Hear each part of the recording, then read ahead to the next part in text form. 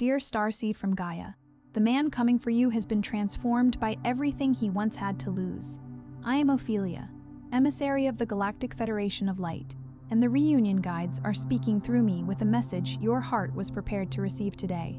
By the end of this transmission, you'll understand exactly how to recognize your divine counterpart. But here's the first revelation. His distance was not proof that he forgot you. The separation forced him to confront the patterns, fears, and emotional wounds that could never enter sacred union with you. He is not returning as the same man who left. The transformation has been deep, uncomfortable, and divinely guided. You didn't find this video by chance. Your twin flame journey led you here because the energy around this connection is changing, and your heart is being prepared to recognize what is real when it arrives. This isn't just a message.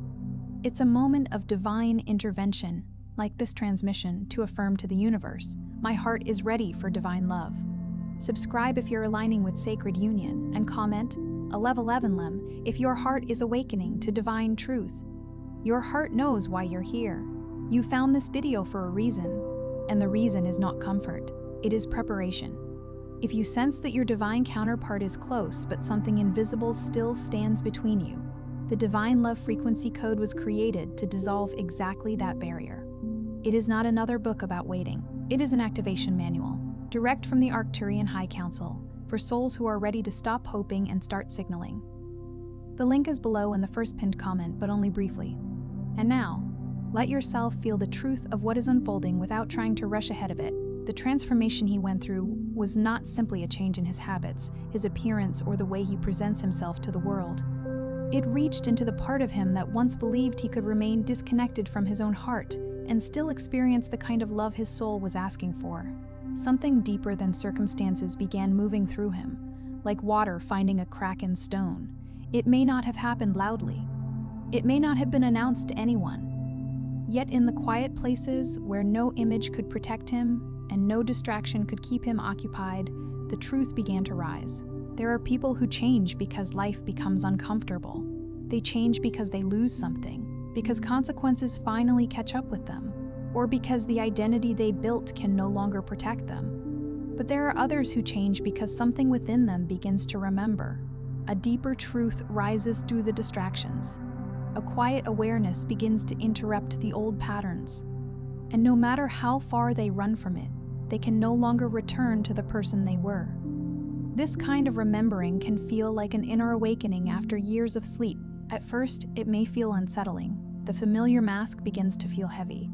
The carefully constructed life begins to reveal its empty rooms. The laughter no longer reaches the heart. The attention of others no longer silences the question forming within. In the language of Scripture, it is the moment when the prodigal soul begins to come to itself. Not because the outside world suddenly becomes perfect, but because the inner being can no longer pretend that exile is home. This is the kind of transformation that leaves evidence in the energy before it appears in the physical world. You may notice that he is less interested in proving himself, and more interested in understanding himself. He may no longer be drawn to the same conversations, the same environments, or the same forms of attention. What once made him feel powerful may now feel empty. What once seemed exciting may now feel like a repetition of an old wound.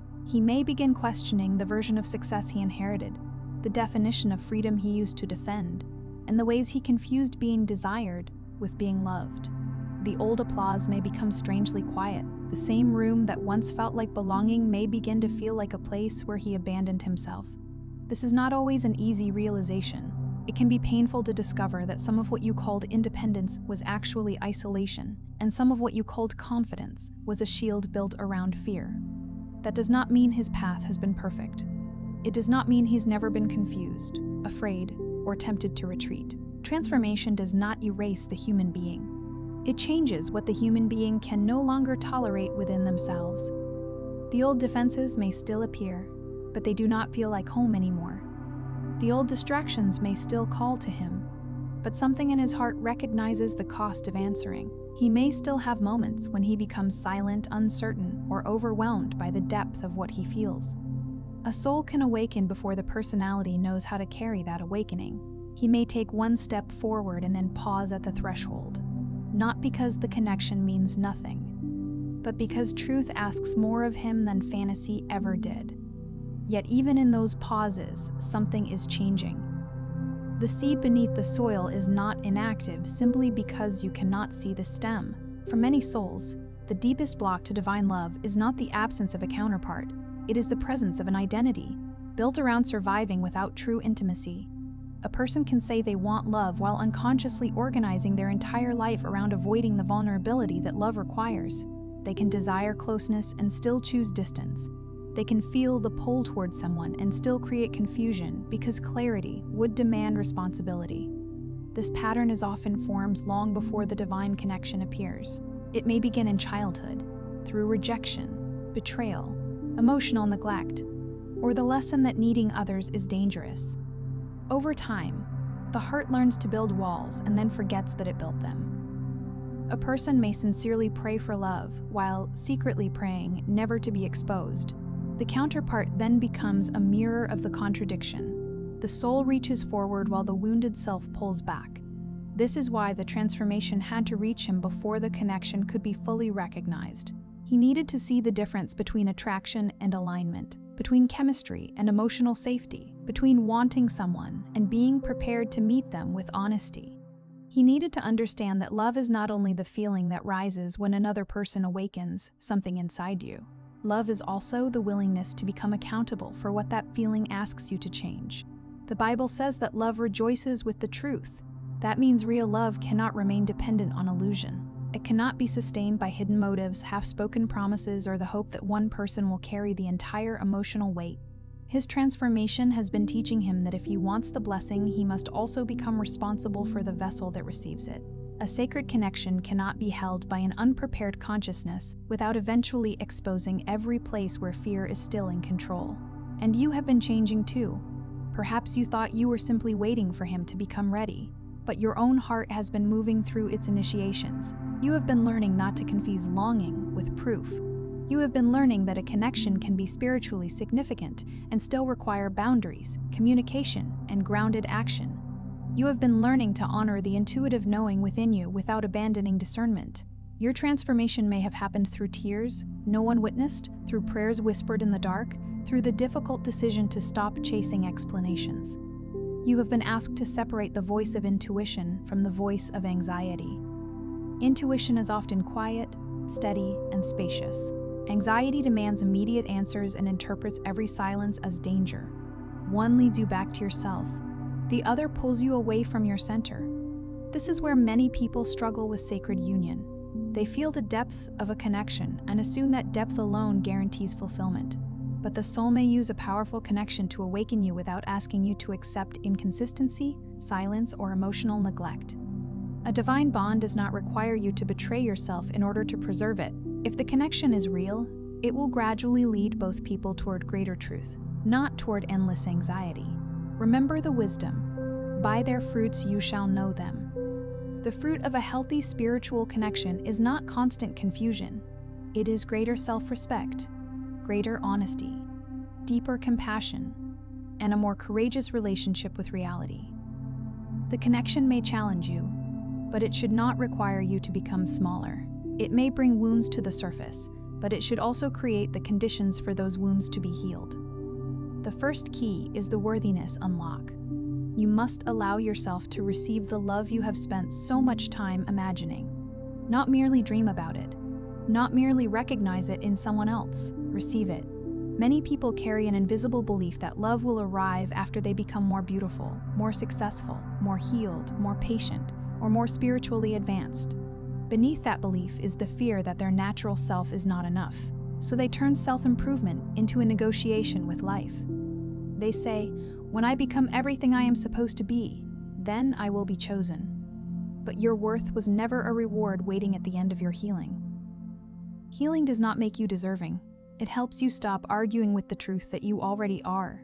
You were not created as a mistake that must be corrected before love can find you. You are not a door that must be polished before someone worthy may enter. Your value was placed within you before anyone else had the power to recognize it. When you begin to release the need to earn love, your choices change. You stop over-explaining your needs to people committed to misunderstanding them. You stop chasing signs from someone who refuses to offer clarity. You stop making a home inside uncertainty. You begin to understand that receiving is not weakness. It is the willingness to let goodness reach you without immediately questioning whether you have paid enough for it. This is part of what his transformation has been showing him as well. He is beginning to understand that he cannot receive a love that asks him to be authentic while continuing to hide behind an image. He cannot ask for a heart that is open while offering only fragments of his own. The first sacred door opens when both souls realize that love is not a prize given to the most impressive person in the room. It is a field that becomes available when pretense is no longer necessary. The second key is mirror recognition. Your counterpart does not arrive to complete the parts of you that you refuse to meet. He reflects what you are ready to see. This is why the connection may have activated emotions you had not felt in years. It may have awakened hope, fear, tenderness, anger, desire, and grief in the same breath. The person is not necessarily creating every feeling from nothing. Their presence may be illuminating places within you that were waiting to be acknowledged. When you recognize this, you stop asking only, "What does he feel for me?" and begin asking, "What is this connection teaching me about the way I love myself?" That question does not weaken the bond. It returns power to the place where it belongs. It allows you to experience the connection without turning the other person into the source of your identity. He has been facing his own mirror. The parts of himself he once projected onto others are becoming impossible to ignore. Perhaps he blamed circumstances for his distance, when the deeper truth was that he feared being known. Perhaps he called himself independent, when he was actually afraid of needing anyone. Perhaps he kept moving from one experience to another, because stillness would have brought him into contact with the grief he never processed. The mirror is not punishment. It is an invitation. It says, you can no longer build a future with the consciousness that created your past. This is why the man emerging from this transformation may feel unfamiliar even to himself. He is not losing his identity. He is releasing the version of himself that depended on emotional avoidance to feel safe. Like Jacob wrestling through the night, he is coming away changed, carrying both the tenderness of surrender and the strength born from facing what he once avoided. The third key is karmic release. Old contracts must be dissolved before new love can be lived freely. There are relationships that arrive to teach you how deeply you can feel. There are relationships that teach you what you will no longer accept. There are bonds that expose a wound, mirror a pattern, or bring an unfinished lesson to the surface. Their significance does not always mean they are meant to remain. Sometimes the sacred purpose of a connection is completed when you choose yourself without hatred. You may still carry emotional agreements from the past. The belief that you must wait for someone to change. The belief that love means enduring pain. The belief that your role is to rescue, explain, forgive endlessly, or make yourself smaller so another person can stay comfortable. These agreements can follow you into new connections unless you consciously release them. Ask yourself gently, what am I still trying to prove through love? Whose approval am I still trying to win? What kind of treatment have I called patience because I was afraid to call it unavailability? What pain have I romanticized because admitting it hurt would mean letting go? Karmic release does not require you to erase memories or deny the beauty that once existed. It means you stop allowing the past to write the terms of the future. You can honor what a relationship taught you without continuing to live inside its limitations. Forgiveness does not mean reopening a door that God has helped you close. Sometimes forgiveness is simply removing your energy from the argument and allowing the lesson to become wisdom. He has been moving through this release in his own way. The people and situations that once reflected his unhealed patterns may be falling away. This can look like loneliness from the outside, but inwardly it may be the first honest silence he has experienced in a long time. In that silence, he is beginning to recognize what was genuine and what was merely familiar. The fourth key is divine timing. Surrender. Your heart may know the direction before your mind understands the schedule. Surrender does not mean passivity. It does not mean you stop living, stop communicating, or stop making wise choices. It means you release the exhausting attempt to control every detail of how love must arrive. You stop measuring your worth by the speed of another person's awakening. You stop treating every delay as evidence that the promise has been withdrawn. There are seasons when a soul is being prepared in private. Nothing appears to be happening, yet old identities are dissolving beneath the surface. A person may be learning to manage their emotions, repair their relationship with truth, face their responsibilities, or understand the consequences of their choices. These inner movements are often invisible until one day they begin to shape visible behavior. But divine timing is not an excuse to remain attached to potential. Your life cannot be placed on hold while you wait for an unknown future. If he is truly aligning with the love you share, that alignment will eventually express itself through action. The heart can sense possibility, but a relationship must be built in the human world through presence, honesty, effort, and mutual choice. Your surrender is not, "I will wait forever." Your surrender is, "I trust that what is meant for my highest good will meet me in truth, and I will not abandon myself while it unfolds." That is the frequency that changes everything. It allows love to approach you without finding you trapped in fear. As Ecclesiastes reminds us, there is a season for every purpose under heaven. A season of preparation is still part of the promise, but it is not permission to stop becoming fully alive today. The fifth key is magnetic embodiment. Become the energy you seek, not as performance, but as practice. If you want emotional safety, practice telling yourself the truth. If you want devotion, become devoted to your own well-being. If you want a partner who communicates clearly, stop ignoring the messages your own body has been sending you. If you want a love that is peaceful, notice where you continue to feed chaos because it feels familiar. Magnetism is not about manipulating another person's emotions. It is not about repeating a phrase until someone behaves differently. It is the natural response that occurs when your outer choices begin matching your inner values. You become less available for what drains you, and more available for what nourishes you. Your energy becomes coherent. This may be why you feel him differently now, not because you are imagining a guaranteed outcome, but because your own relationship with yourself has changed. You no longer need the connection to validate your existence. You can love deeply without collapsing into the waiting. You can remain open without becoming unprotected. You can honor the spiritual meaning while requiring the human relationship to be respectful and real. That balance is powerful. It is not coldness. It is mature love. It says, "My heart is open and my standards are awake. I believe in what is possible, and I also believe in what is observable. I can feel the sacredness of a bond without using spirituality to excuse behavior that harms me." Your light does not need to become dim so another person can find comfort in their shadow. The sixth key is separation wisdom. Distance may be revealing what closeness once concealed. If there has been separation, silence, or a period in which the path seemed to move backward, do not automatically interpret it as rejection. Sometimes distance creates the space in which truth can be felt without the constant stimulation of the other person's presence.